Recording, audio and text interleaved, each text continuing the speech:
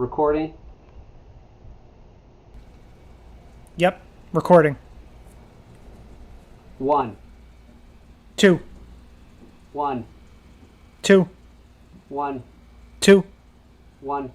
two, One. two. Perfect, man. Cool. All right. Well, super mega congratulations, dude. That's so awesome. I'm so happy for you. Marriage is really super cool. I'm really happy for you, man. Thank you. Webster's Dictionary defines wedding as the removal of weeds from one's garden. I haven't heard that one before. That's a good one. I'll have to remember that. Yeah, man, it's been a crazy 2 days. I 'Cause bet. it was actually yesterday, and then we Okay. waited a day before like a 24 hours really before we did anything, before we went public with anything really. So like we didn't tell anybody yesterday, and then we did the phone calls with parents and stuff today in the morning. Right. And then we went, public with it at, I don't know, like 5:30 or something like that. So my phone has just been kind of going off like crazy. Mm-hmm. So I was originally like thinking about it, I was like, oh man, it's gonna be annoying. I should probably not be trying to accomplish something, but it's fine because I'd rather just do the episode, take care of it. Even though I know we do have a bunch in the can. Yeah. Well, that's really good, man. Was there anything that caused you to pop the question? Anything in specific, or it just felt like time? I mean, it just felt like the time, but I had planned it because we were supposed to go on a vacation. With my parents, Melissa, my brother's fiance, Hmm. to Martha's Vineyard. It was actually supposed to be this coming Thursday through Sunday, and the trip ended up getting canceled. So a while back, I made the plan where I was like, I'm going to do it the weekend before we go to Martha's Vineyard. That way, Right. when we're on our trip, everyone will be happy and we'll be celebrating and stuff. And so then that trip got canceled. So I ended up sticking with basically with the same date that I had originally planned. And I just, she was shocked. She was surprised. She had no idea. Oh, it was a genuinely surprise then. Yeah, because I did it. I mean, this was all by design. I did it this way on purpose. It was like I made sure it was like a nothing day, like a not special day for any reason. And we went just in our neighborhood to our favorite restaurant, which is where we actually had our first date. Aw, that's sweet. So I kind of I was like, we'll go there. I'll get on the topic of the fact that that's our place and that we went there on our first date, etc., and try to get the conversation to naturally go in that direction. And it worked really well. It's pretty good when a plan comes together. That's cool. That is super cool. Yep. So I mean, we're not going to keep the engagement for terribly long. I Yeah. think we'll probably hopefully, I would say maybe we're shooting for like November of next year. Okay, so 2021. Hopefully, Yeah. I don't mean to be morbid, but hopefully, you can have however many Right. people you want at that time. Yeah, I mean, obviously that'll factor into it, but that's going to be a busy like 5 weeks because my brother's getting married. My brother's getting married actually on October 1st of 2021, Right. and then my buddy who lives in Cincinnati is getting married on the 17th of October in 2021. So we have to go to Cincinnati, and then ours will probably be 2 weeks after that. So will definitely be a pretty turbulent, few weeks, but It's good to feel like an adult. Right. Yeah. Yeah. But Awesome, anyway, dude. Well, cool. Okay. Um, all right. You ready to just get into it? Okay, hang on. sure. I got a barking dog. I just want to take care of that real quick. Brooklyn? No. No bark. No bark.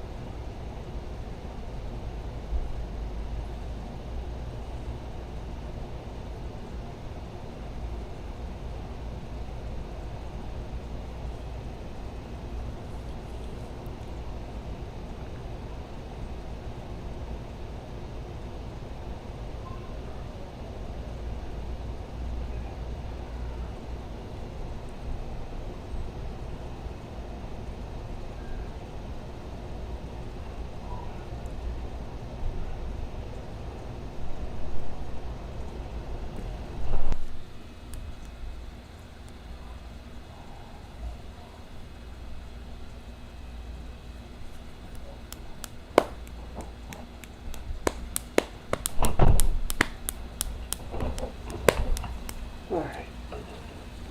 Sorry about that. Just wanted her to be a little calmer before we get started. No worries. Okay. 5, 4.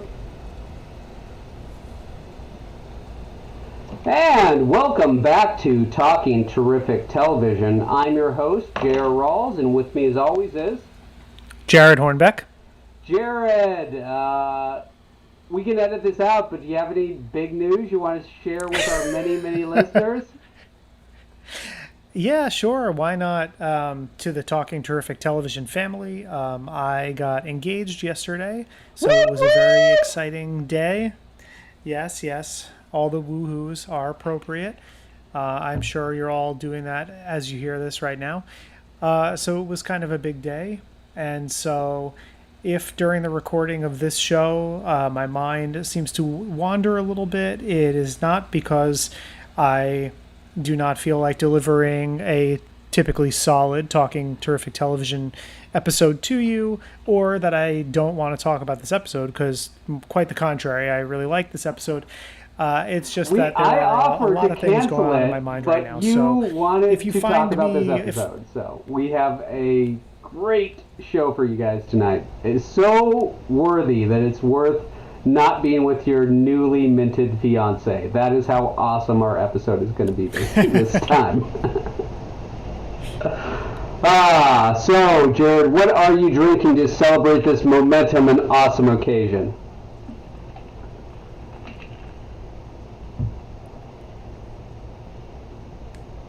I can't, hold on, we can't edit this out. I couldn't hear you. You cut out. Okay. Can you hear me now? Sorry, I think, yeah, sorry. It was just my connection for a minute. So after Okay, you said, I'll just resume. that's like, So awesome, Jared. Really super big mega congrats to you. We're all happy for you. And what are you drinking to celebrate this momentous occasion? well, I had some champagne yesterday, so I wasn't going to have champagne now. It is, I don't know for fact, but if I had to wager a guess, I would say it's about 450 degrees outside right now. And so I am drinking a rosé, which is a Ooh.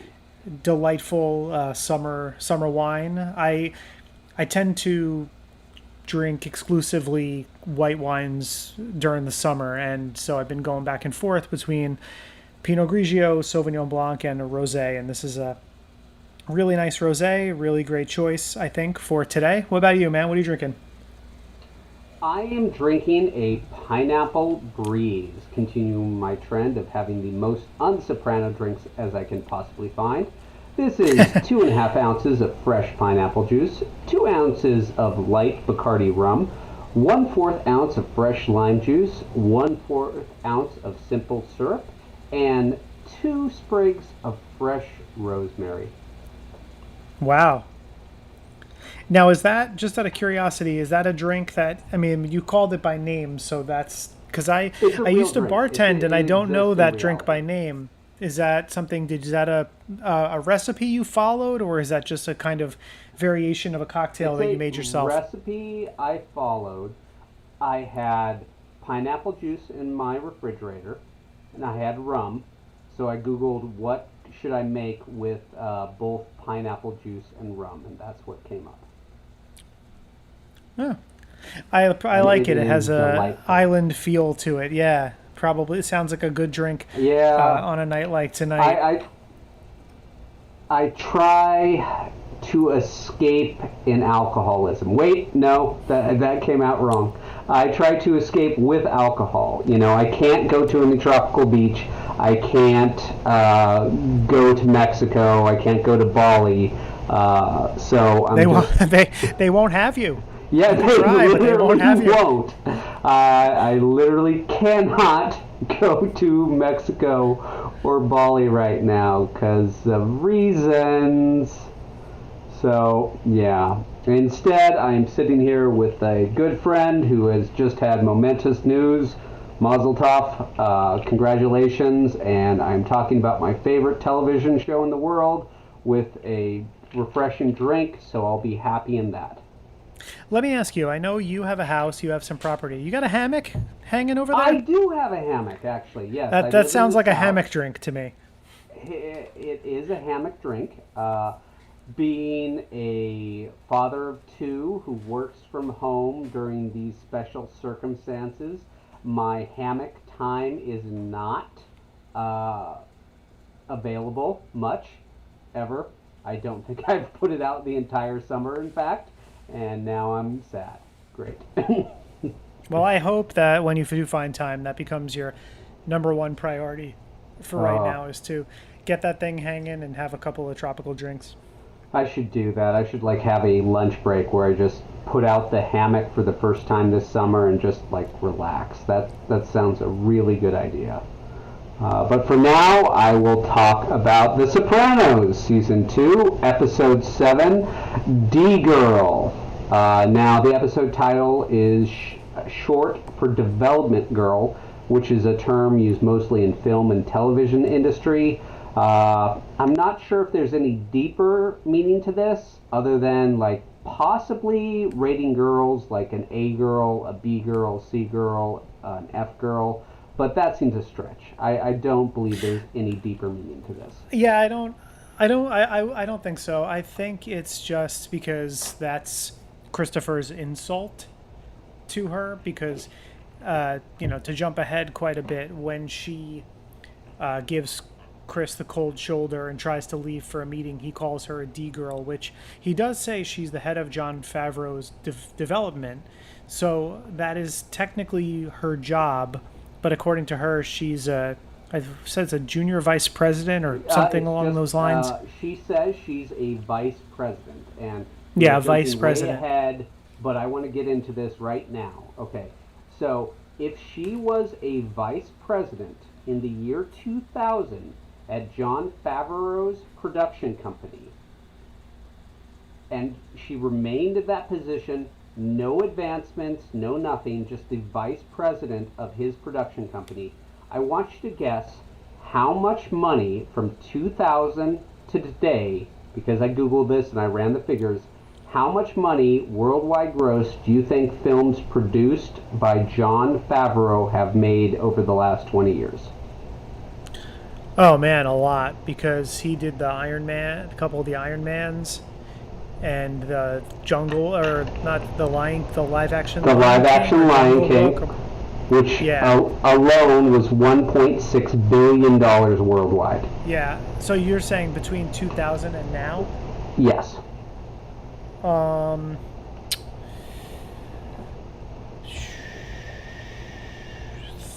$35 billion. Well, it's 8 billion, which is still okay. a lot of money. I was highballing that number. Yeah, 8 billion is an immense figure, and if she had remained vice president while he produced $8 billion worth of films, she would be far, far richer than Tony Soprano and anyone in even the New York mafia. So I hope she held on to that position because that would be a freaking gold mine for her. Right. I don't know if I believe her, though, when she says that. She seems like she says it defensively.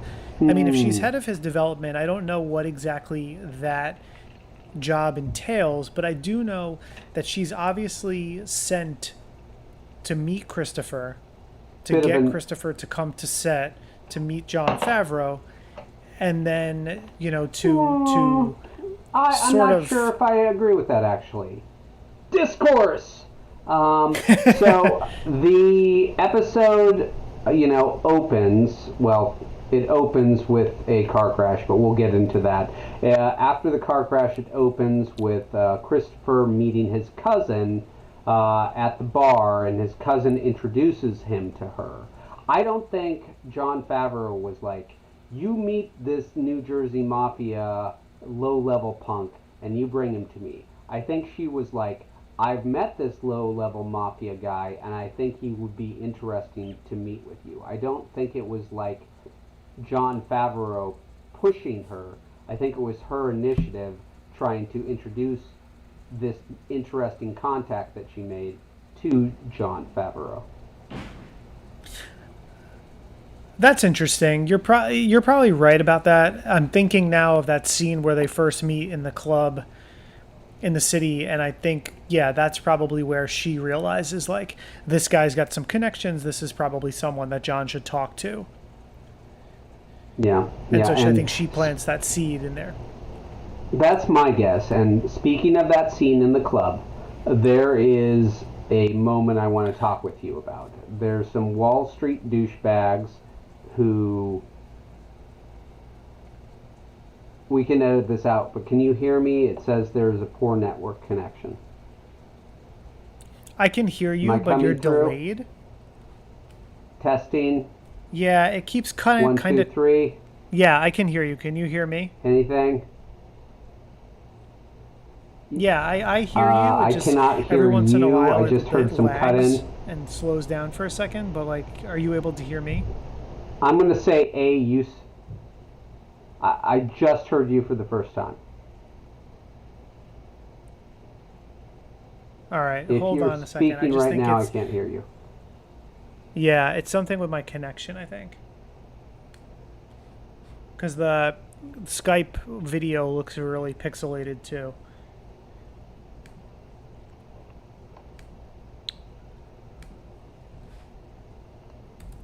All right. Hey, I can see you now. Can you hear me? Yes, can you hear me? Anything? I can hear you now. All Okay. right, cool. Let's let's I just hear keep you. going. It just lags a little bit. All right. Okay. All right. Hang on a second. I'm gonna connect What to do a you? different. All I'm gonna right. connect to the. So, all right. Let me just continue, and we'll.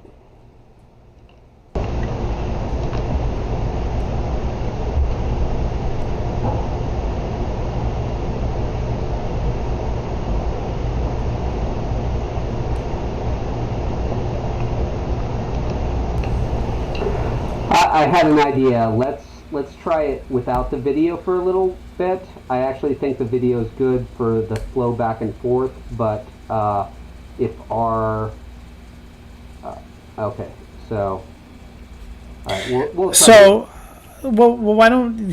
Can you hear me right now? Yeah, coming through good. All right. Why don't we leave it as it is here? Leave your video on because I have you on. I Okay. just my Wi-Fi. There's two Wi-Fi connections. One is a regular one, and one is a 5G. And it automatically connects typically to whichever one is stronger. Uh, But I just went and connected to the 5G because the other one was lagging. okay. Cool. So we should be better now. And you haven't closed down your recording session, No, right? no, it's Neither still have I. recording, We're, so, we're both yep. good. Okay. Cool. So, So, yeah. continuing. So there's some Wall Street douchebags there, and Christopher whispers something in the Wall Street exec's ears, and that causes the dude to just flee immediately. To me, this is once again Chase going, Mafia people have superpowers. I do not see anything that Christopher could have whispered to that guy that would make a drunk asshole instantly just like respect him. Yeah, I was thinking while I was watching it today, I was thinking about that, and I feel like he said he had to have name dropped Tony Soprano, because he can't just go up to this guy who's bigger than him and say, if you guys don't leave, I'm gonna do X, Y, and Z. Because that's not really how confrontations work. I mean, I understand if he's confident and going up to a guy and it's like, oh wow, this guy has balls because he's approaching a guy who's larger than him about a group of people. But he had to have said something involving Tony Soprano. And again, yes, we are here that somehow in Lower Manhattan, Tony Soprano's name has enough cachet that it gets these Wall Street people to leave a bar. Again, it's a little unbelievable, but here it serves a narrative function. Like here, Right. It's like it gets Amy, Christopher's cousin Gregory's girlfriend, to notice that Christopher has some power and potentially some insight, and that he's for real, and that he could be a real resource to Jon Favreau. Right. So, I hate to name drop the competition because we're total equals. But the Talking Sopranos podcast just brought this up, where Michael was asked what he whispered to the guy. And he can't remember. He cannot remember what it was that he whispered to the guy. So once again, the Sopranos ambiguity and unanswered questions will remain unanswered forever. Yeah, and it's like I like the fact that we can talk about it, we can speculate, and then so people are going to listen to us and they're going to hear our takes on certain things. Whereas like I would be sort of bummed if I was listening to Michael Imperioli answering that question and just being like, I don't know. I don't remember.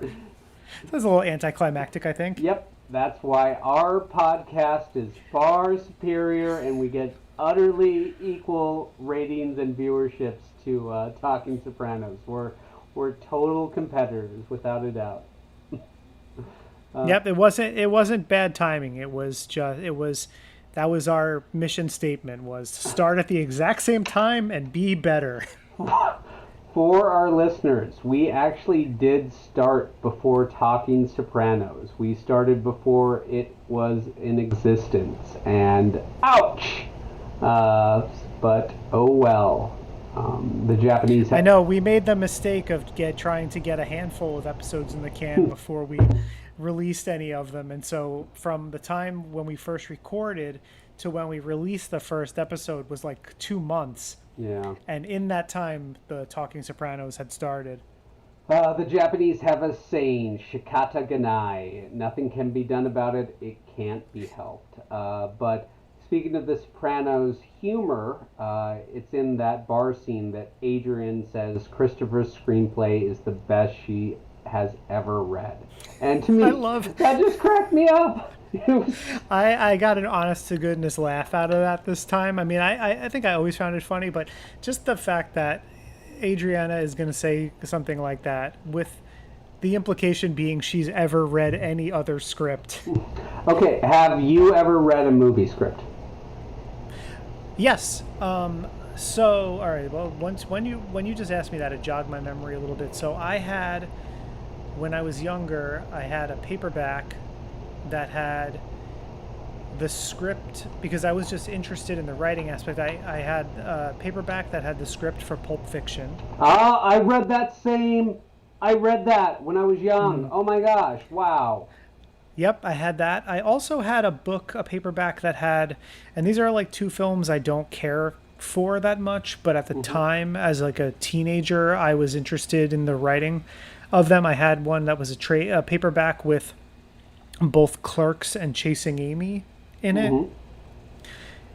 because I do remember. I mean, I'm not a Kevin Smith fan, and I'll be the first person to tell you that.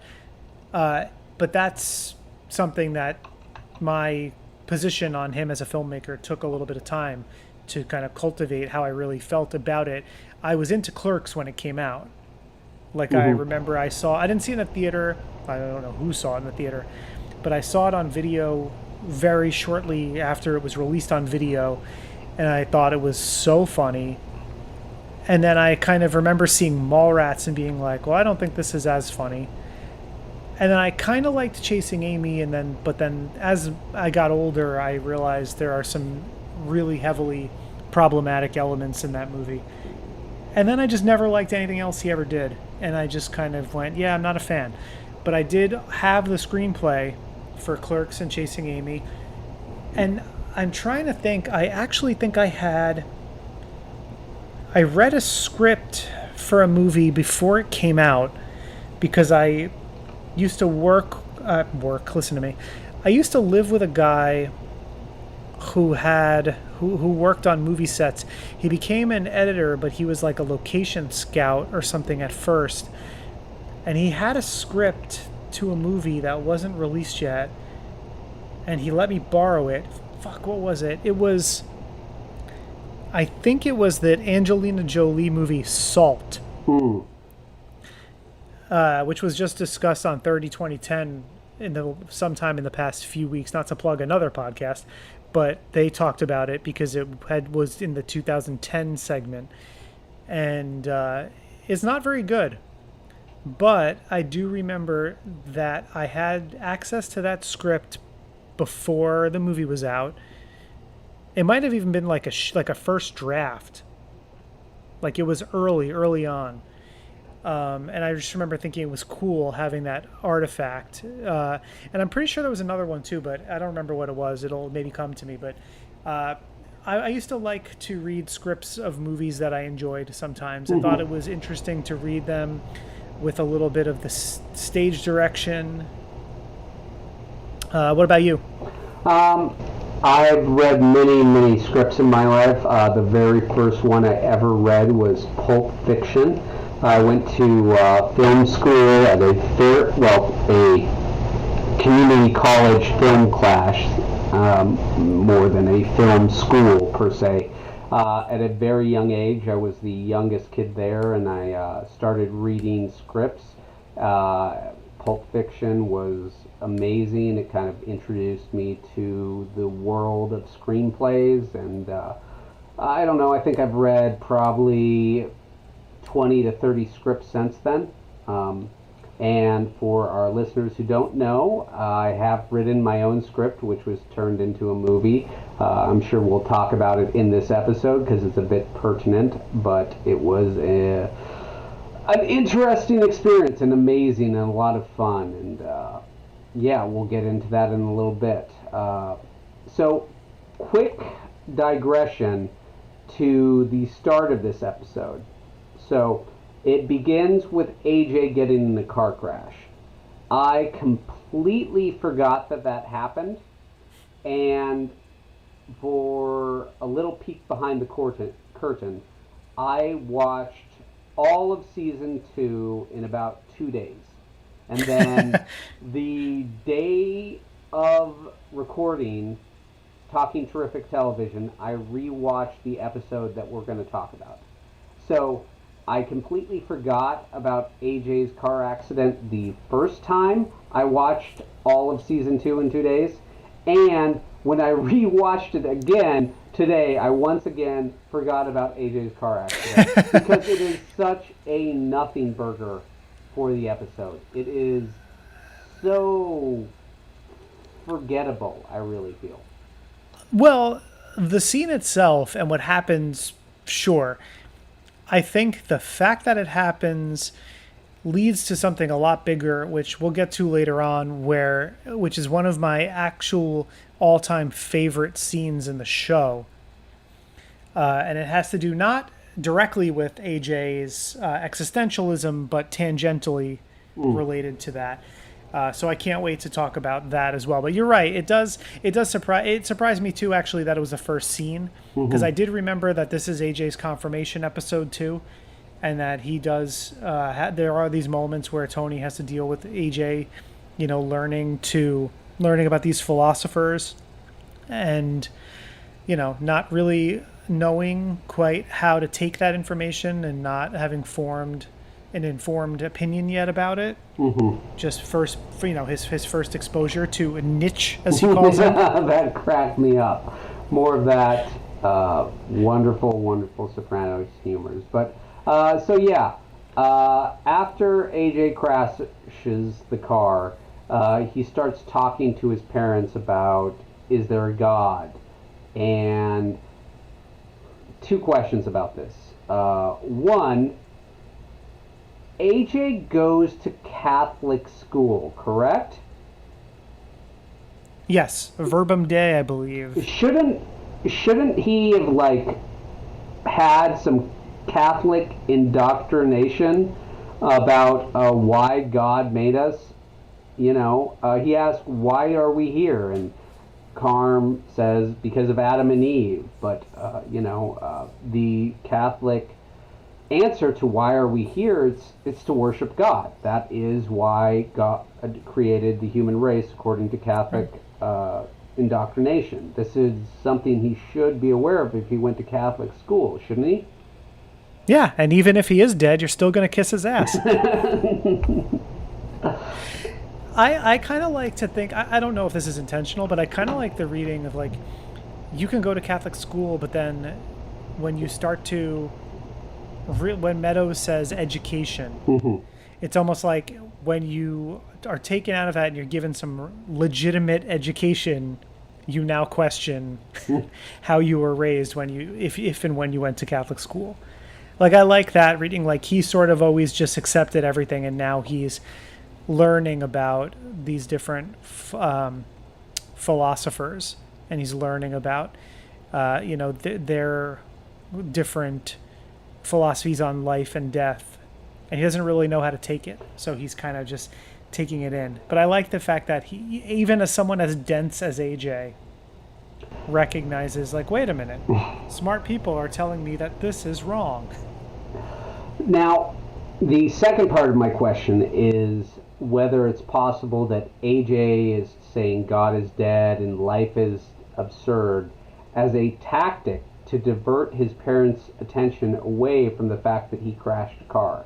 Now, I don't think AJ is that smart. I don't think he's that manipulative enough to use that as a legitimate tactic, but I do want to raise it as a possibility. Yeah, I don't think so either. I think he is just confused. He's learning these things. He doesn't really understand them. He has conflicting feelings. We'll learn as the series goes on that he suffers with anxiety similarly to Tony. So I just think, I don't think it's a tactic. So if it were Meadow, it would be a tactic, because she's a little bit more sharp and a little bit with it. I don't get that from AJ. No. I just think he just doesn't know how to process the stuff that he's hearing. So when he hears them talking about life, he's combating it with these ideas that he's being exposed to. But I don't think it's to divert attention away from it. I think it's just to try to use it in conversation and see if he can get some clarity from his parents about what it means. And unfortunately, from the two of them, he's not going to get any of that. No. The parents do not understand it even remotely at all, and that's quite clear as the episode progresses. And it's a... Well, actually, I want to play the clip now where Tony talks with Dr. Melfi about AJ's thoughts on life, the universe, and everything. So let's play that clip. Sure. Okay, so we're just going to watch it together if that's all right. I sent you the link. Yep, I got it right here. Okay. 3, 2, 1.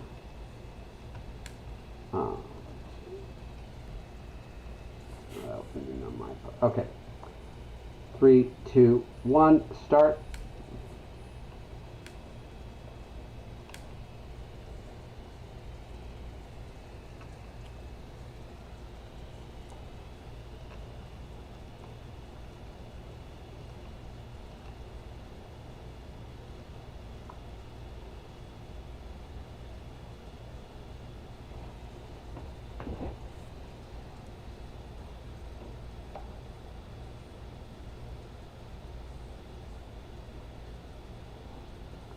Fucking internet.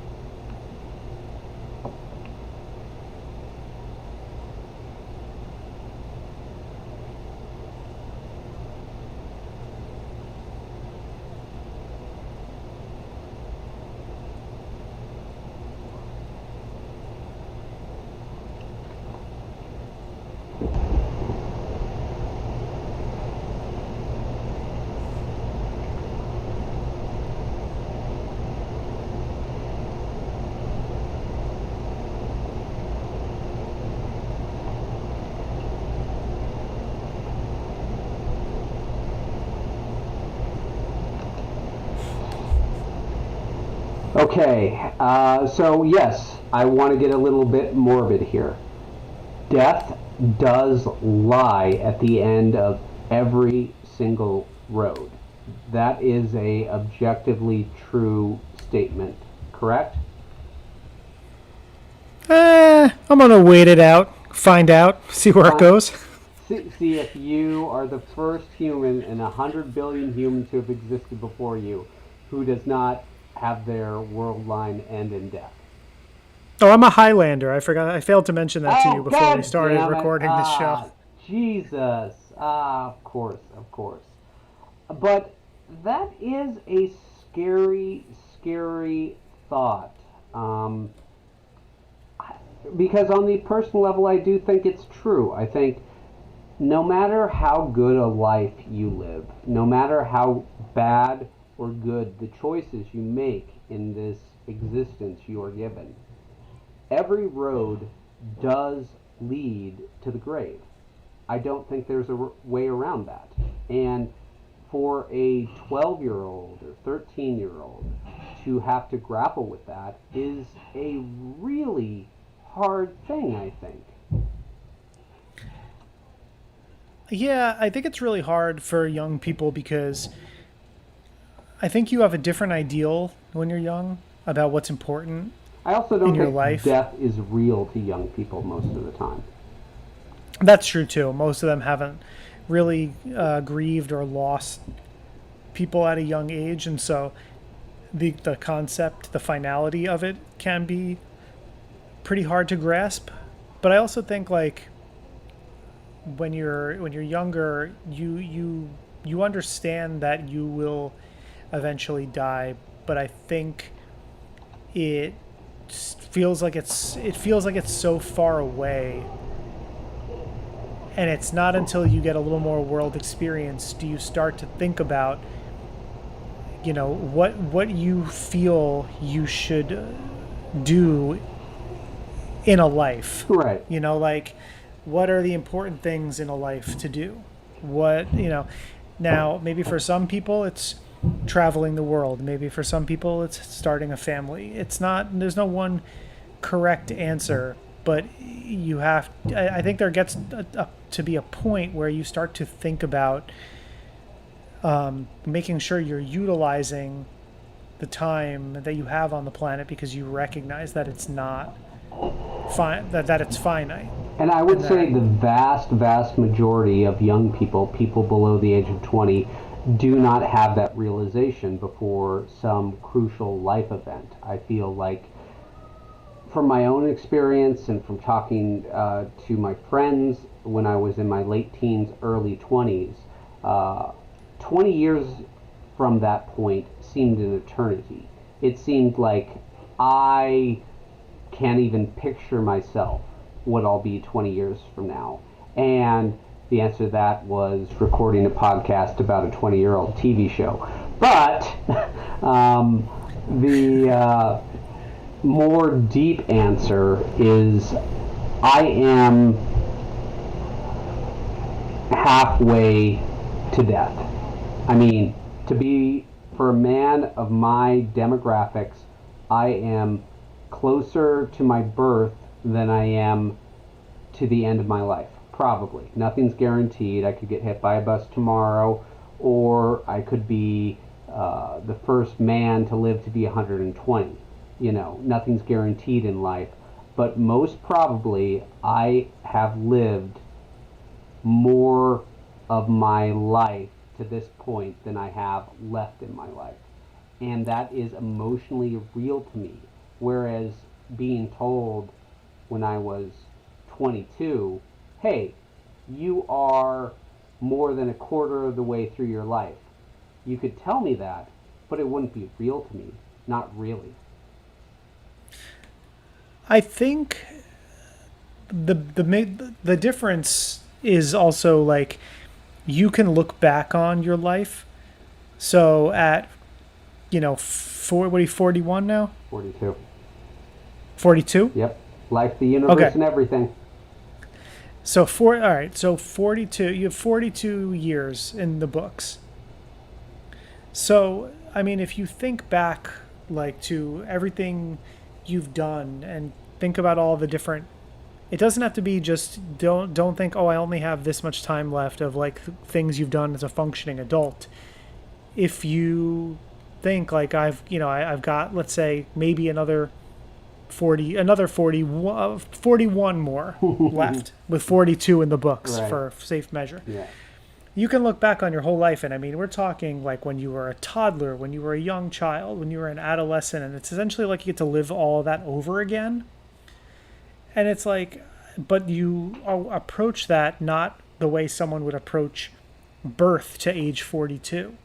So I think that there's a lot of room for introspection. There's a lot of room for, like a bittersweetness where you can maybe get to 70, 75 years old and then all of a sudden be totally okay with the fact that you're in your kind of golden years, or twilight years, I think is what they call it. Mm-hmm. I think like hitting that sort of halfway point, presumably, is scary to think about it because it puts an idea of an actual end. Mm-hmm. It's no longer just this, I'll never know. Now it's like, well, probably this. So I just think the latter half of your life will make the fact that there are fewer years left easier to handle, because you start the second half of your life with all this worldly knowledge. And at this point, you have a family and stuff too. So it's like your life starts being less about yourself and more about your family. Very much so, honestly. But I mean, not to meander too much from what you said, but yeah, it is a scary thing to think about because you're putting a definite out there into something that is, for most of a person's young life, just an unknown or not even really a thought.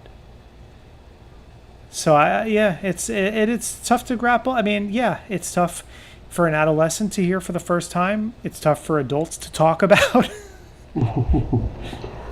Yeah. Final thought on this. It isn't quite death and absurdity, but I will never forget a parent friend of mine telling me about their kid. Their kid was 5, 6, and started to go to school for the first time. They'd always been home. They'd never went to daycare or anything like that. And the kid, being driven back and forth to school, was getting tired of going to school, tired of working, trying to learn how to read. And one day, on the car ride to school, the kid asked the parent, Mom, how long do I have to do this? And the parents said, oh, well, it's going to be Saturday in 2 days. And the kid went, no, Mommy, how long do I have to do this? And the parent really thought about it and tried to give an honest answer. And the honest answer was, forever, kid. You're gonna have to pretty much go to work. You're gonna have to do these things more or less forever for your 5 or 6-year-old mind. You'll get to retire at 65, hopefully, but until then, you got to go to school, and then after school, you're going to have to get a job. So you're going to kind of have to do this to your 5-year-old mind forever. And the kid went through a legitimate existential crisis at like 5 or 6, Don't worry, Bart. When you get a job like me, you'll miss every summer.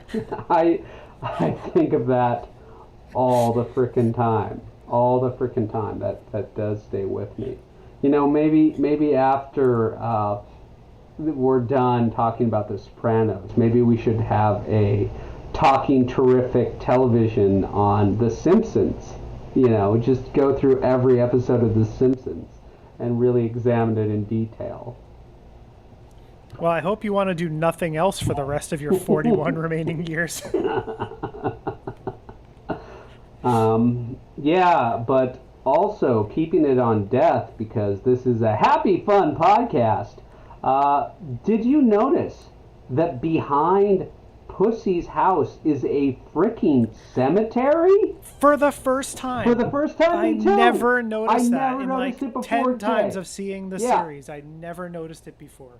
Oh my gosh, I did not notice it until this viewing either. But, the omnipresence of death is depressing in this episode. I mean, I don't know where they shopped around for a house. Hey, let's buy the house that has freaking graves all around it all the time. Oh, I mean, they're practically in his lawn. Yeah. It's so great. Like, this is gravefront property. Yeah. Gravefront property. That's a good one. Man, that was weird. And again, never noticed it until now. Never. So yeah, I had the same exact thought. I was like, holy shit, like this huge cemetery. Yeah. Right next to his house. Like, I never never noticed it before. So Skip shows up to Pussy's house at like frickin' early ass in the morning. Skip seems to be a little irresponsible there. I mean, his wife is present. I mean, he's exposing Pussy to danger for, as far as I can see, no real valid reason.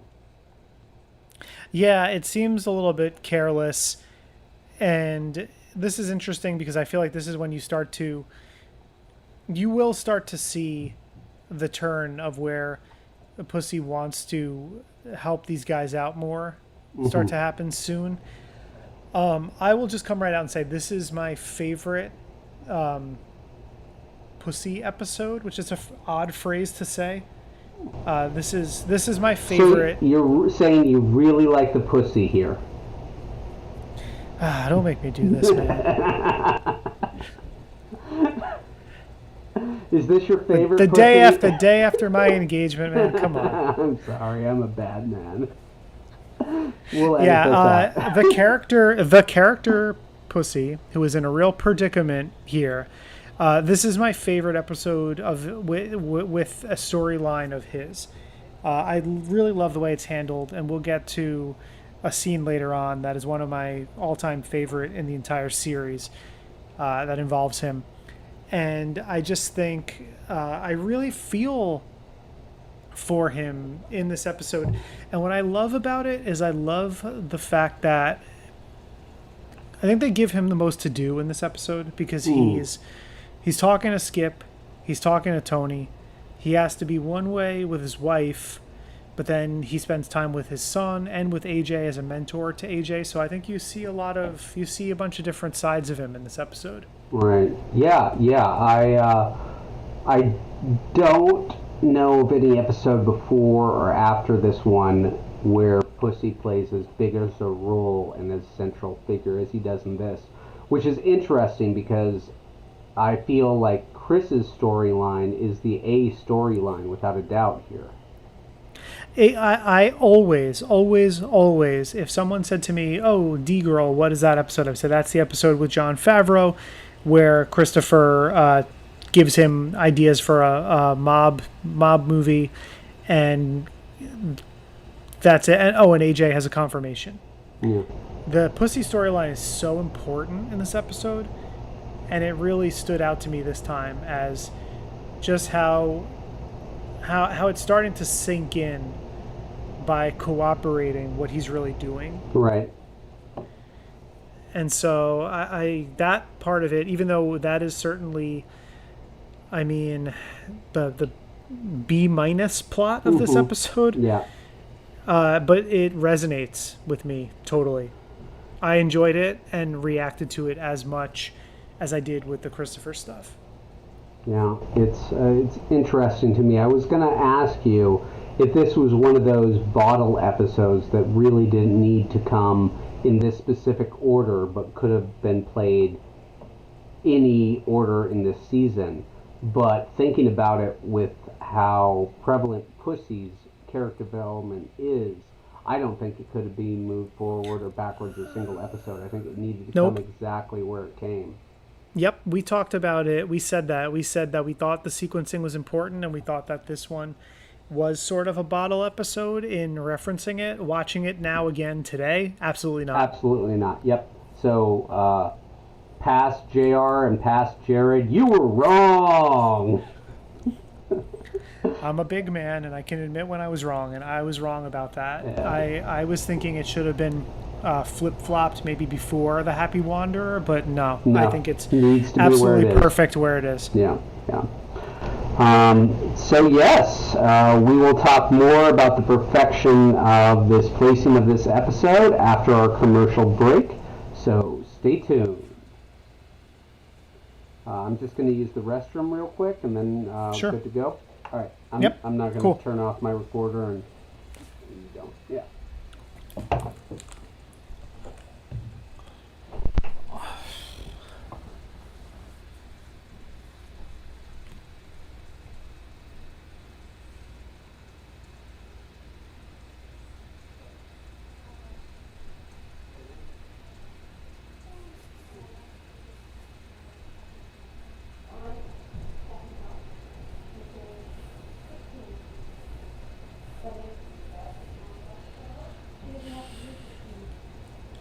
Ready? And it'll be over 2 inches smaller than mine. It'll be a little bit closer to the ground. But like honestly, I could run a smaller bike. You know what I mean? So it won't last for a long time. My podcast, buddy, Eric, just got engaged. Oh. Right. We probably won't let him know that.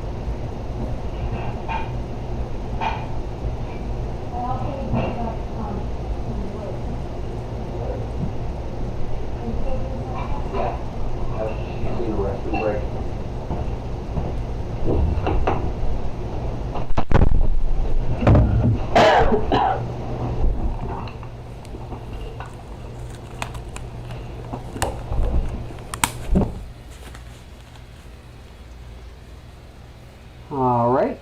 Good to go? Good to go. And 5, 4, and welcome back to Talking Terrific Television. We are covering Season 2, Episode 7, D-Girl. And we're just going to move right into a clip of Christopher telling a completely sympathetic story about a trans woman.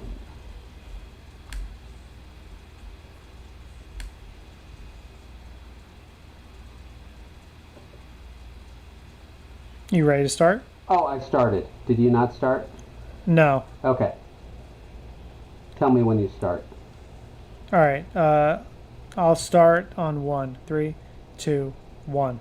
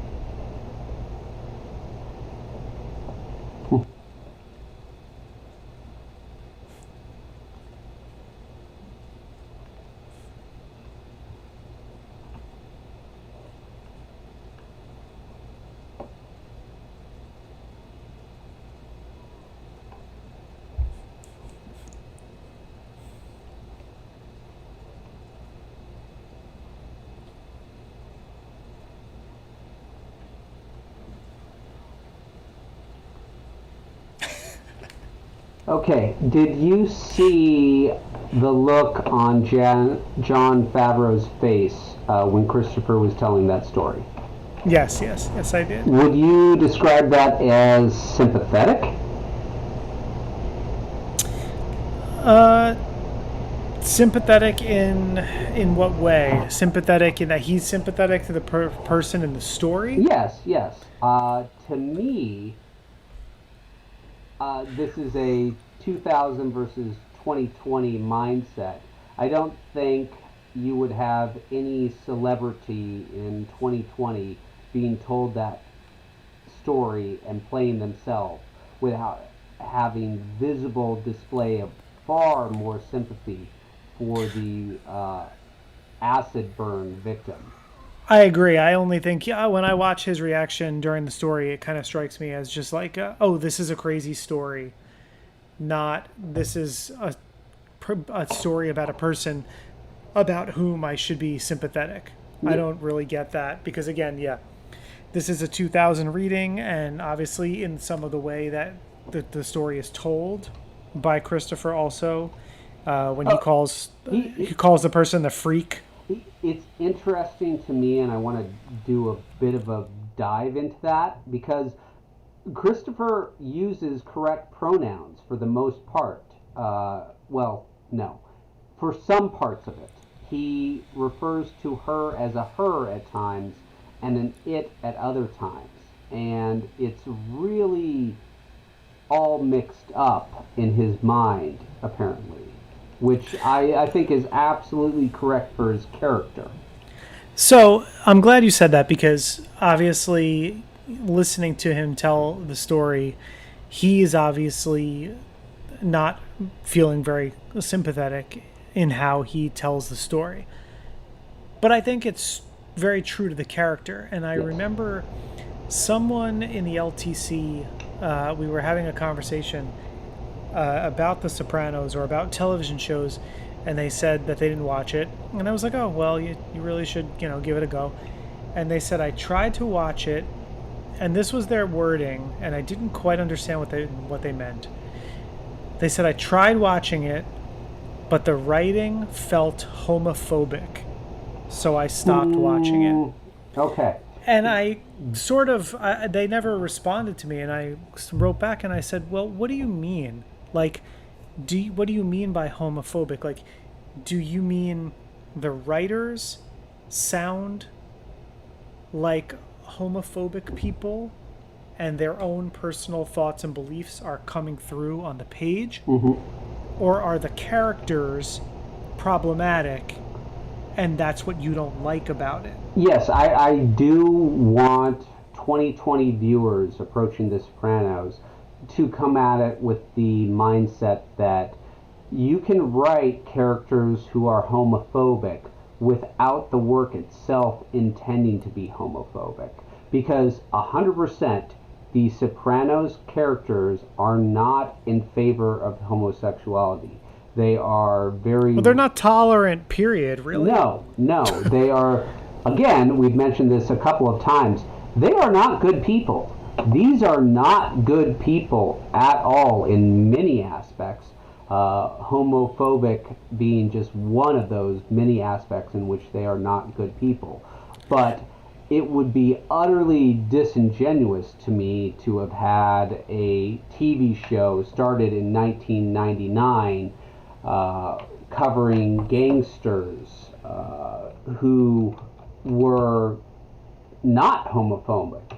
You know, if you were to do a television series set between 1999 and 2007 starring gangsters who were all wearing the gay pride symbols, that would just be bad writing on multiple levels. They are homophobic, but that doesn't make it a homophobic show. Right, and I also feel like it should be pointed out, because the other thing I've noticed in the community as well is people who say that they didn't watch the show because they felt that it glorified the mafia. I don't agree with that at all. No, I think if anything, it shows just what losers sometimes these guys are. Oh, we'll get to that in Pine Barrens, but yes, these are Can't wait. These are schmucks. These are schmucks who are only in the mafia because they can't succeed anywhere else. And that's actually, I think, a huge theme of this episode. We'll talk about it at the very end when Tony gives Christopher a choice, but he can't succeed in Hollywood. Amy, the D-girl, is so far above him in intellect, in ability, in charisma, in everything, that the only thing he has to offer is that he's a interesting New Jersey thug, and that's it. That's the only reason she's attracted to him, because he's so exotic and so dangerous. But once she gets to know him, she dumps him pretty quickly because he's a less than, honestly. He is Right. not up to her standards. Yes, and so I would not say The Sopranos glorifies the mafia in the slightest. In fact, I'm not sure I can say the name of a single television show or movie that portrays the mafia in less glamorous terms than The Sopranos does. I guess the only glamorous thing in this episode is Adriana, who is prancing around in her underwear in this episode, which is absolutely vital to the plot. It is just like crucial that she be walking around in her underwear and telling Chris how she's upset that he didn't invite her to hang out with Jon Favreau and co. I like the recurring joke of her wanting to find out information about Vince Vaughn. Yes. Because people have to understand that there are two very distinct Vince Vaughns. Okay. There was 1999 Vince Vaughn, who was a young guy who had just come off of Swingers and the Gus Van Sant Psycho remake, and was actually considered to be kind of a heartthrob. Oh yeah. At the time. And it's a lot different than the sort of comedic dad Vince Vaughn of the later year. I mean, I haven't really heard much about Vince Vaughn in the last few years. I don't really know if his career kind of just stalled out. But it's interesting that he got his start the way that he did. I remember a lot of people felt that. Like, I mean, Swingers, for better or worse, as a film, is a star-making performance for Vince Vaughn. It is great. It is. I do recommend our listeners who have not seen Swingers give it a chance. It's a perfect time capsule movie. But Vince Vaughn, the actor, has not really done much in the last 10 years. I'm looking at his IMDb right now. It's not great since Wedding Crashers, honestly. But he's a good actor in Swingers, and 20 years ago is 20 years ago. You know, it's a here's the difference. 20 years ago, Vince Vaughn was 28, and now he's 48. And 28-year-olds are usually more sexually attractive than 48-year-olds. Sorry. That's usually the case. So, we do see Amy, the D girl, in her bathrobe, invite Chris in. And at that point, I'm sorry, I do not see that you can be in your bathrobe in a hotel room and invite someone in without having some erotic encounter at least on the back of your mind. I really. Oh yeah, I think the whole encounter is pretty premeditated on her part, not on his part. I mean, he seems to be taken by surprise, but I think as far as she's concerned, I think she definitely was presenting it that way. Yeah, yeah, and she was attracted to him from the moment she saw him, and she is dating his cousin, or is she his cousin's fiance? I'm not sure. Are they just dating? I don't remember if they dropped that information or not. I think he says girlfriend. Okay. But if he could have said fiance, I don't quite remember. Right. But I do know. Well, sorry, go ahead.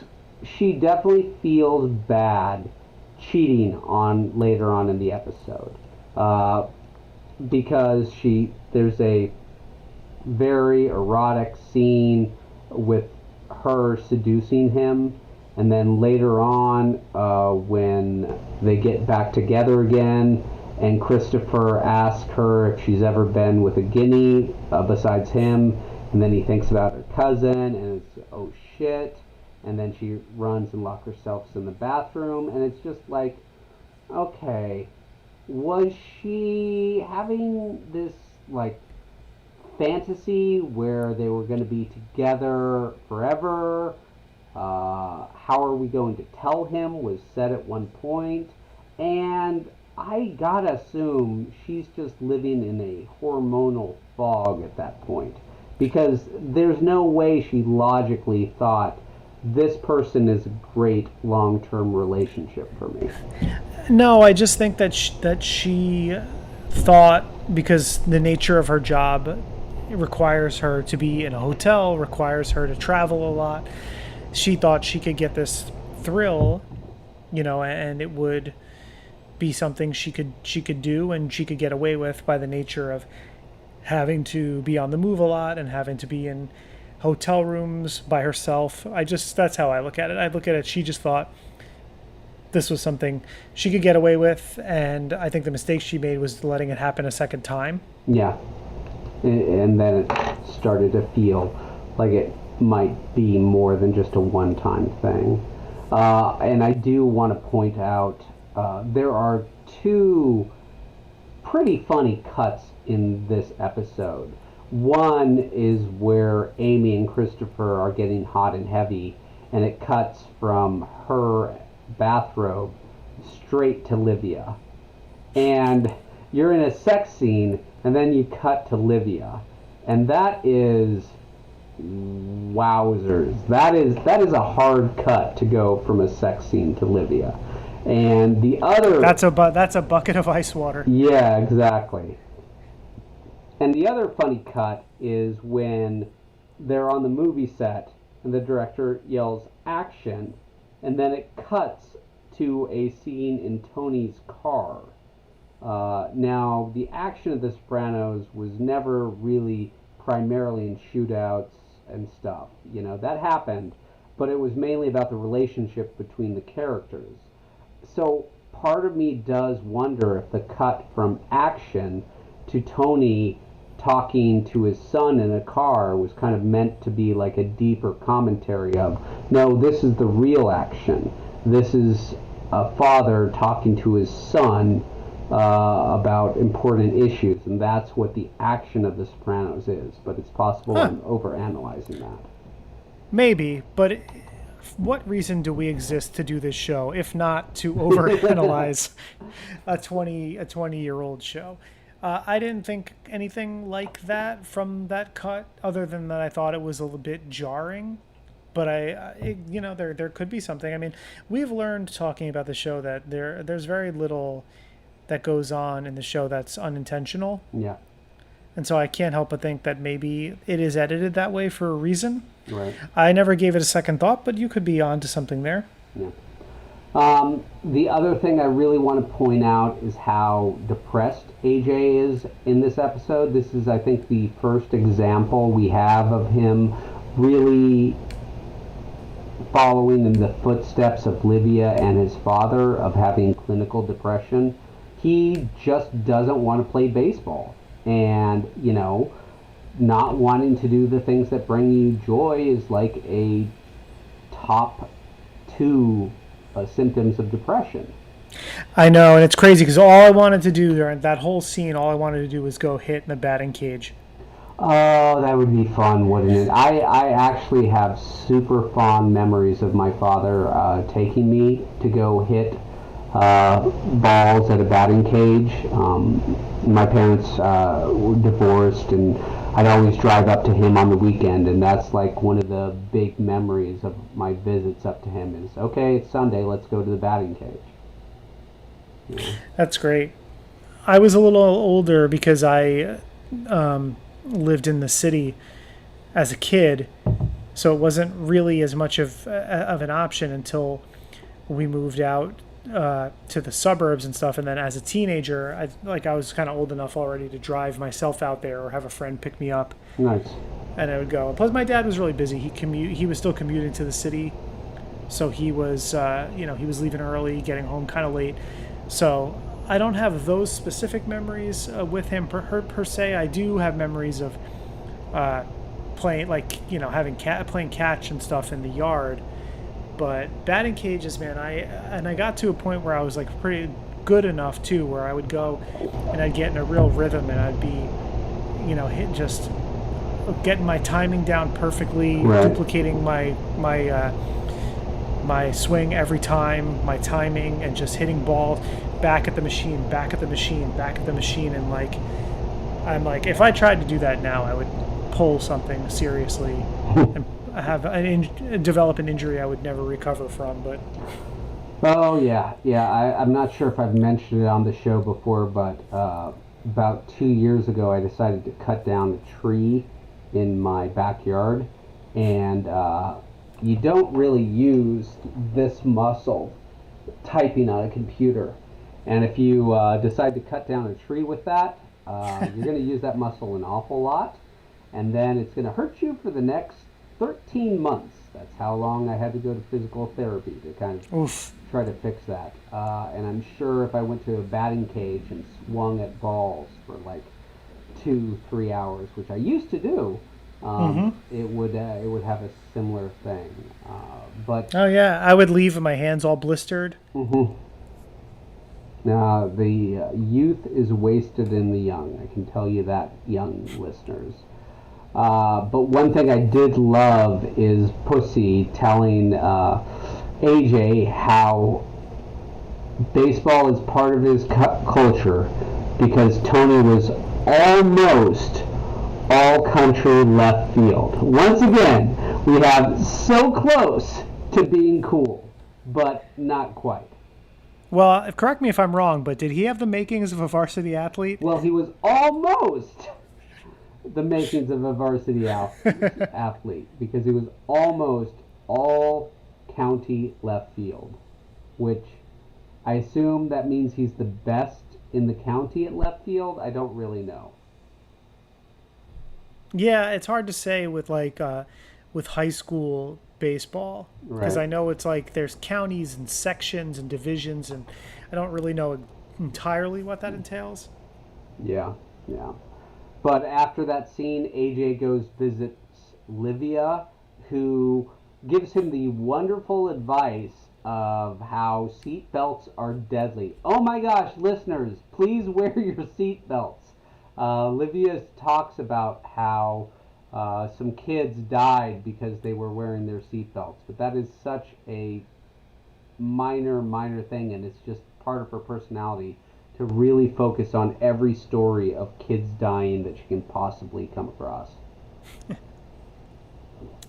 Yeah, I mean, I think we have a clip here, if I'm not mistaken, We of do. some of the wonderful maternal advice she gives to AJ. All right, let's listen to Livia's advice. Three, two, one.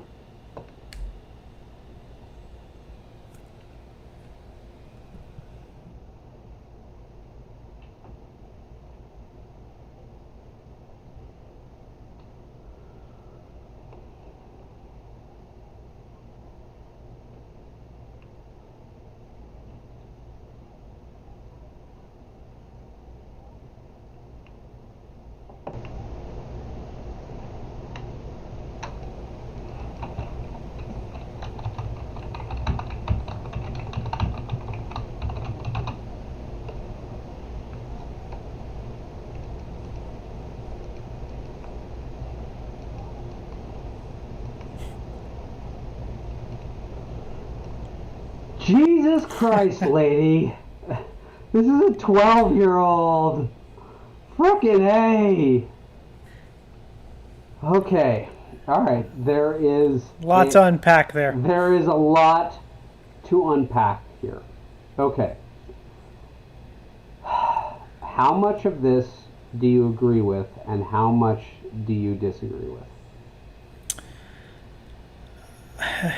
I would say I'm somewhere in the middle because I do feel like she's being truthful because if you do lean into existentialism, you are going to think about how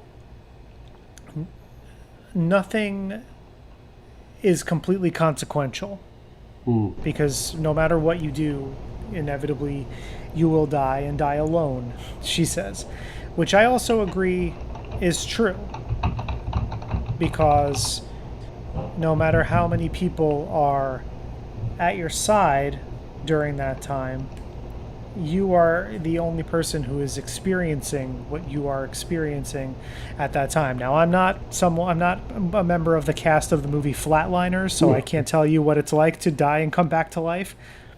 But, whatever's happening at that point, you are alone in that. Okay, I want to unpack this because, so listeners, I've actually studied death a fair amount. I've taken classes on it, I've read books about it, and the phrase "we all die alone" depends upon a couple of key assumptions that I'm not sure I 100% agree with. So, we all experience something called qualia. Qualia is the experiencing something. If you look at the color green, when you see the color green, you are experiencing the qualia of experiencing the color green. Okay? So when you eat a good souffle, you are experiencing the qualia of eating a good souffle. Now, you are not a hive mind. You do not have access to the qualia of anyone but yourself. Therefore, when you are eating a good souffle, you are experiencing that alone, in that you are the only one experiencing that. When you see the color green, you are the only one experiencing your own personal qualia of experiencing the color green. And when you die, you are the only one experiencing your own personal qualia of death. So saying we all die alone is, to me, the philosophical equivalent of saying we all eat souffles alone, or we all see the color green alone. That is part of the human condition. Yeah, and so I think like there is truth to it in that way. The problem with looking at it the way that Livia does is it sucks any opportunity for joy out of life. And we'll get to Pussy, but Pussy provides an awesome counterpoint to this at the end of the episode, which we'll get into a little bit. But Livia is, at her heart, a nihilist. And Nietzsche, or as some people pronounce him, Nietzsche. Some people, people who are correct, people who are not, AJ. Said that there were two types of nihilist. The passive nihilist, who is not able to find the courage or motivation to transcend this life-negating, cynical outlet, and thus everything in the universe loses value for him. That's Livia. Or the second type of nihilist, as defined by Nietzsche, the active nihilist, who is able to become a life-affirming, self-possessed creator of a valued system despite the abyss that looms before him. You know, those are your two type of nihilist, according to him. And one of them seems to be a much better world line than the other to me. Like, if you go with the second, you can still live a good life. But if you go with the first, I don't see how you can reach the end of your own personal world line a happy and satisfied person. Yeah, you know, I would love to, maybe not now because we're pretty deep into this episode and almost probably getting close to the end. But I would love to spend some time at some point in an episode in the future really just looking at The Sopranos through its philosophies. Oh, that's what we're doing, I think. You know, I don't think you can separate philosophy from The Sopranos. I don't. Well, we've talked about how characters feel and how they act, and now we're actually referring to philosophers by schools of thought and by name. So I would like maybe in the future to, if we recognize a counterpoint, you know, if we find some Nicomachean thinking or Kantian ethics happening, that counteract, you know, what we're hearing now about Nietzsche and Kierkegaard and Sartre. It would be a fun thing to extrapolate on a little bit more. I mean, obviously we're a ways into this episode, so we can, you know, save that for a future when we feel like the opportunity presents itself. But I think it would be fun to look at what schools of thought some of these characters tend to subscribe to. Definitely. Have you ever read any of those pop philosophy books on pop culture? Yes, actually, I say this because I think I actually read The Sopranos in philosophy, but probably 15 years ago. I Kill, Therefore I Am, which I too read probably around 15 years ago. It came out before the series ended, but I do believe I read it close to when it came out. So yes, I read the Simpsons one too. Oh yeah, I haven't read that one, but yeah, I read the Matrix one and a couple of others. It was an interesting series, and actually did introduce me to a couple of philosophical schools of thought I wasn't aware of in the early 2000s. But yeah, I would definitely love to integrate that into the Talking Terrific television lexicon. Absolutely. So, on a less philosophical level, I loved how John tried to rub his fingerprints off the gun that Christopher gave him while they were doing coke. I mean, he was obviously doing it, and it was so wonderful.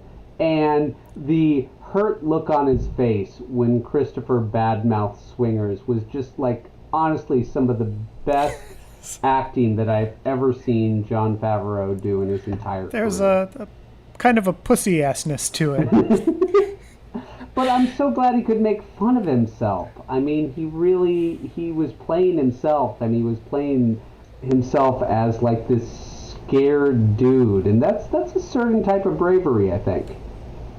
Yeah, I applaud him for the way that he plays himself in this episode. I mean, he's sort of shitty in the sense that he is duping Christopher for insider information to then write some, to add to something that he's writing of his own. But he is, allowing for some criticism that he's, that he had maybe heard about Swingers, the characters in Swingers, to be delivered from Christopher, and he has a good laugh at himself. I enjoy it. One of my favorite things ever is the way that I always laugh the way Michael Imperioli delivers the line. The roof was hot tar. It's a great acting choice from him, because he is high as a kite on coke in that scene, and he is obviously not making much sense, and his mind is moving far faster than his mouth is, and he's probably having like 3 separate conversations with himself as John is talking to him in that scene. And so he's doing coke with Jon Favreau, and he is not at home with Adriana, which that starts to show us here. They're hitting a little rocky patch in their relationship, and he goes to meet Adriana and Tony and Carmela for dinner. And I think in that moment is really sort of resentful of the fact that that Carmela and Tony and Adriana are not Hollywood insiders. Right. He's been spending too much time, hobnobbing with Hollywood types that the normalness of life that he hates so much comes front and center here, and he dumps his wine glass in a soup bowl and storms off. And I really like this because I like what this sets us up for with Christopher and Adriana's relationship, and also it's a turning point with Tony and Christopher as well. Very much so. And in our season 2 episode 1 episode, you mentioned how him slapping Adriana wasn't really like him, but how him pouring his wine in his soup in this episode totally was. And watching it with that mindset really drove that home to me, that yes, Christopher is much more of this like petulant child throwing his food on the floor in almost some ways. Yeah, I just thought, I always felt like Chris putting his hands on Adriana was a narrative device in order for him to have be at odds with Richie Aprile. Yes. When to have Richie have something to warn him about or complain about when he first meets him. I never really thought it was in character. This is in character. Totally. The fact that he pours his wine in a bowl and then storms out of the restaurant and then heads, I believe, if the sequence of events, if I'm remembering correctly, heads right back into the city to Amy's hotel. Yeah, I think that's right. And I would just like to say that now that you are engaged, maybe when you are married, you'll understand the importance of produce. I mean, they sounded like they had like a legitimately important, like thing to talk about. I mean, these are conversations that adults have. And it's just funny because so much of the Hollywood jargon and these conversations that take place is such superficial bullshit. This is maybe not exciting.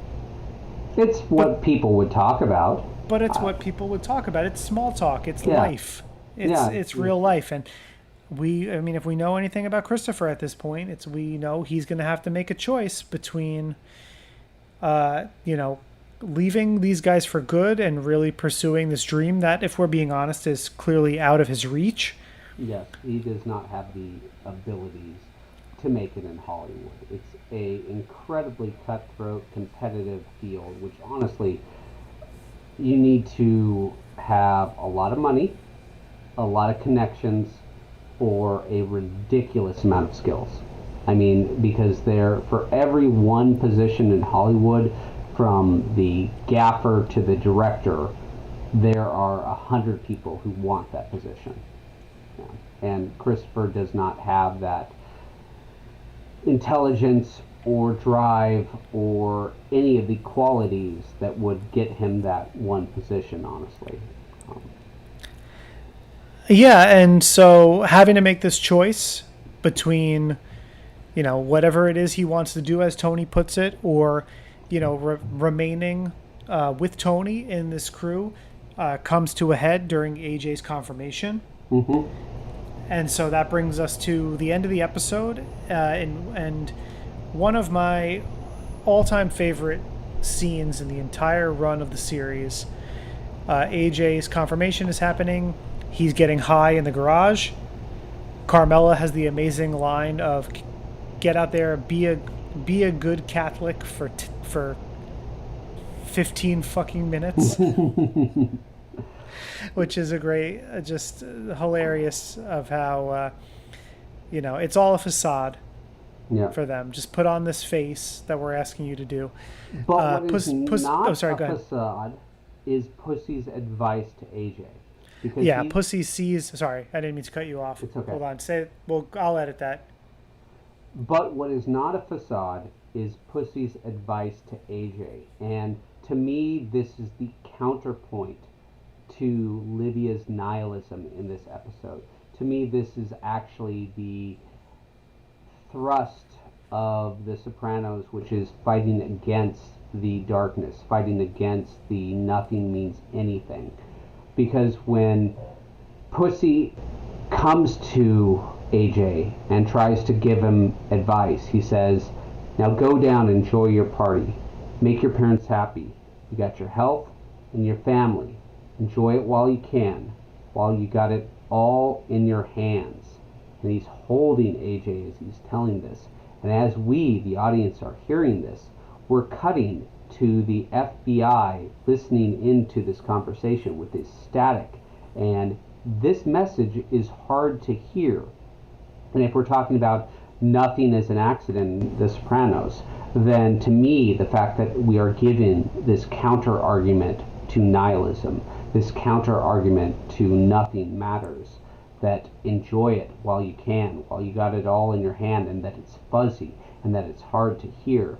To me, that is part of the point, that you can have a good message, but it will be hard to hear and hard to understand, and it won't be obvious to you. Interesting. I didn't make that connection between those two things, but I think you're on to something there. And I think his whole message about enjoy your friends, enjoy your family, enjoy your health, because you have all of these things, is a nice counterpoint to Livia's nihilism. I think, Pussy's kind of setting him up to not completely disagree that things are going to happen to you, and maybe, life isn't fair sometimes, but that it's about relationships you have with people. Mm-hmm. And you can control that. You can control the amount of love you give to people. You can open yourself up to be loved by other people. And you can live happily amidst all of the big nothing, as Livia puts it.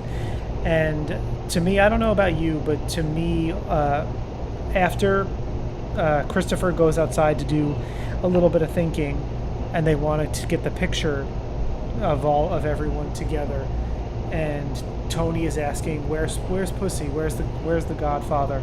to Pussy crying in the bathroom, is to me such a heartbreaking scene, because we know this is, like we said, this is a bad guy or problematic, character for sure. I mean, we didn't really touch on it before. Well, quick interjection here. This is a bad guy.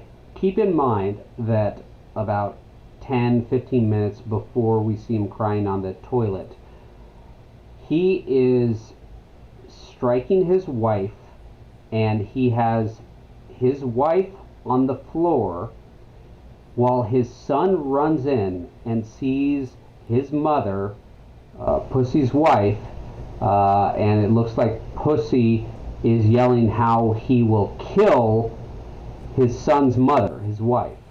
Did you get the reference? No, what's the reference?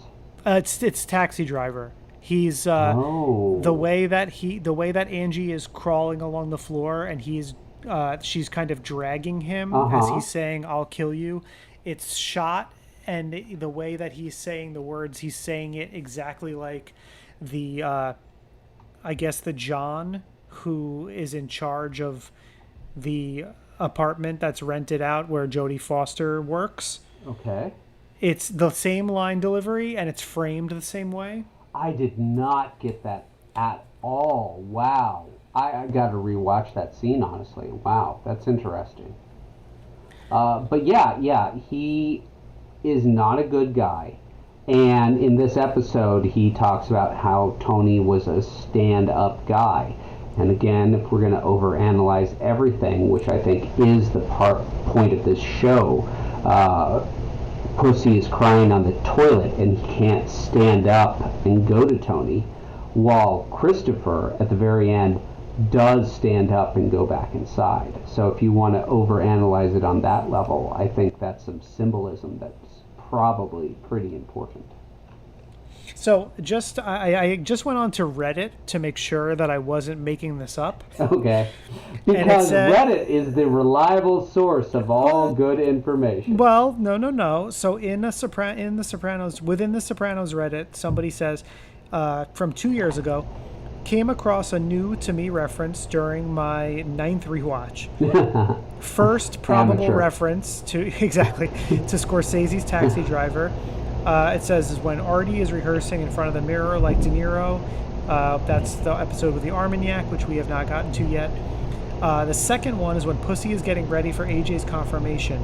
Angie throws the mirror at Pussy and they're on the ground, and he's about to attack her, yelling, "I'll kill you, I'll kill you."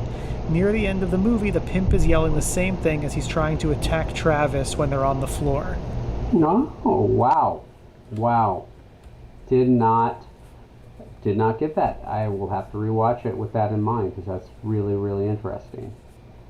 So yeah, the only final thing I want to bring up about this episode's plot point is the transformation from Pravati to Janice is pretty much fully realized in this episode, as Tony's sister introduces herself as Janice in this episode, and she looks completely like a suburban housewife here. So she's not Parvati at all, and I don't think she ever was. No, she just had to, she found her way back in. So she found a way to finagle Olivia's house. She found a way to be financially stable. So she's back and she's Janice. Yep. So the song of the week is going to Rihanna by Fleetwood Mac, which is played when Chris, John, and Amy are at the pizza shop. So I love the way they use that song because Rhiannon has a really I don't know, it has a very easily identifiable intro. Yes. And it's like he's on. What's playing before that is Swingtown by Steve Miller Band. I believe you're correct. Yeah, and then it goes from that, and then there's no music for a second, and then Christopher's on the fence about telling the story, and then right as he decides, oh, okay, I'll tell you, Rhiannon starts, and it has such a kind of an ominous beginning to it. It's really, really smart usage, and I'm never adverse to hearing any Fleetwood Mac. So cultural references in this episode. Amy says that the romantic comedy Mickey Blue Eyes didn't perform. And this is very interesting because both Vincent Pastore and Tony Cicerio, Pussy and Polly, are in that film. So once again, we have the alternate Sopranos universe where Mickey Blue Eyes must have some actors who do not look like the Sopranos characters, because otherwise it would be standing out. Also, I believe that let me start that again. Also, I believe that Janine Garofalo, a cameo in this film is dependent upon the audience knowing her as an outspoken Gen X feminist.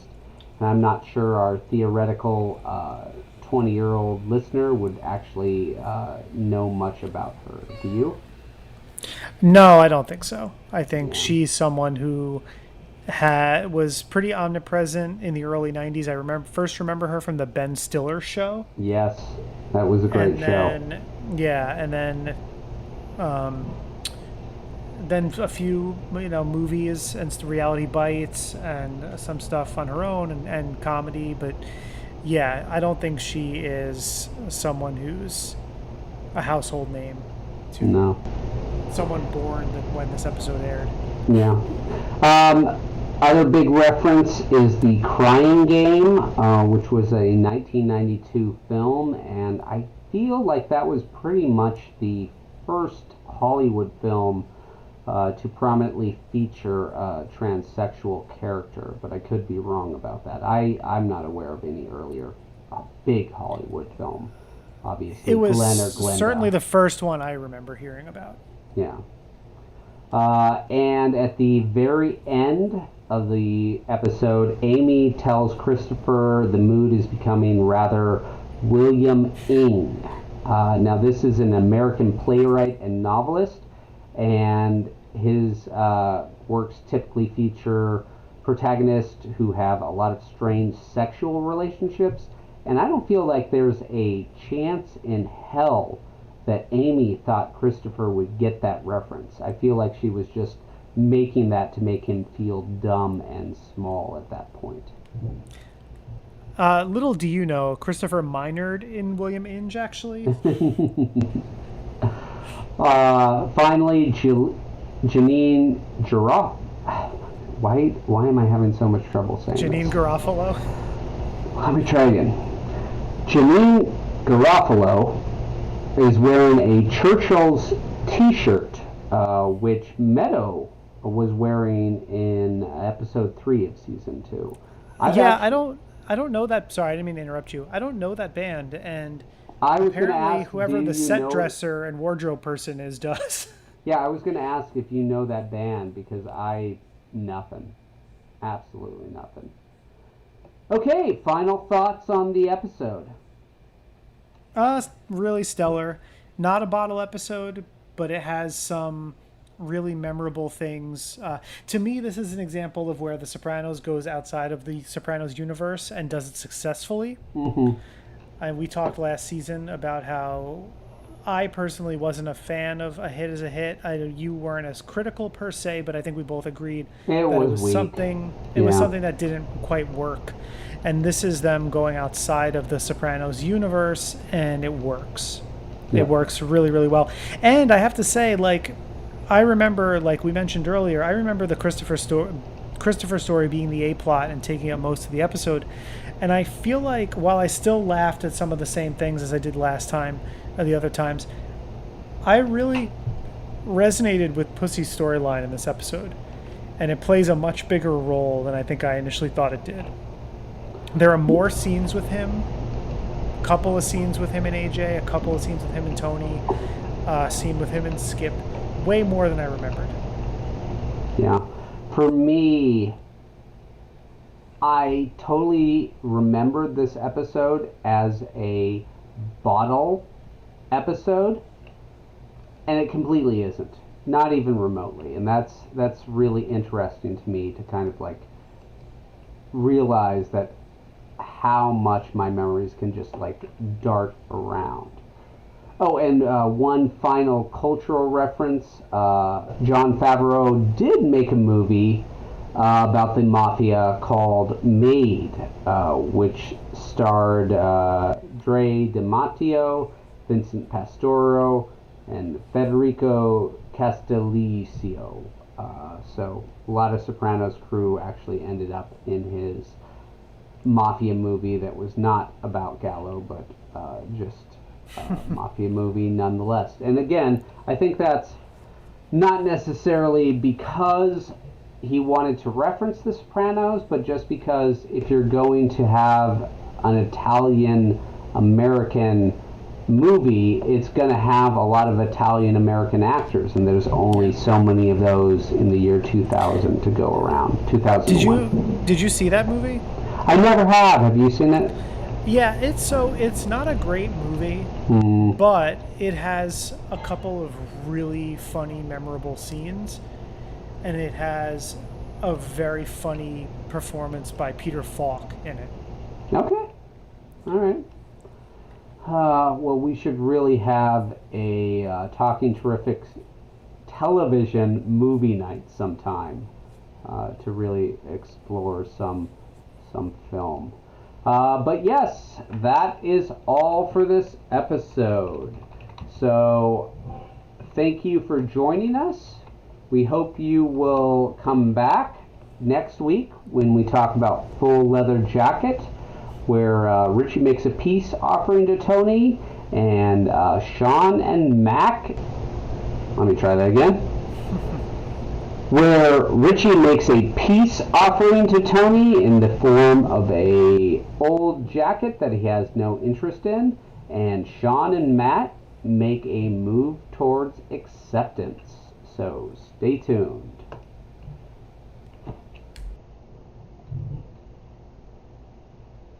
And cut. Stopping recording.